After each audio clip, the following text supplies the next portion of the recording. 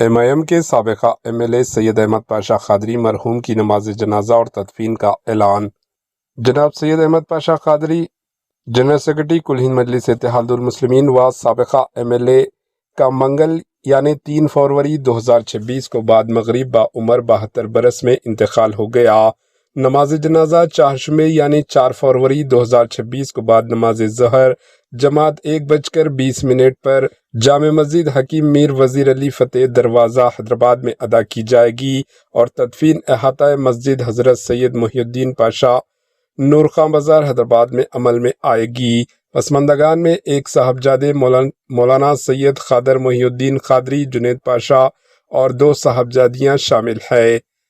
فاتحہ سوم جمعرات کو بعد نماز عصر مسجد حضرت سید محی الدین پاشا نور خان بازار حیدرآباد میں مقرر ہے۔ مزید معلومات کے لیے 9866112393 یا 9000008138 پر رابطہ پیدا کیا جا سکتا ہے۔ Bureau report AHN news. AHN news کے YouTube چینل کو سبسکرائب کریں اور بیل آئیکن کو دبانا نہ بھولیں تاکہ آپ کو ہر نئی آنے والی ویڈیو کا نوٹیفیکیشن بر وقت مل سکے۔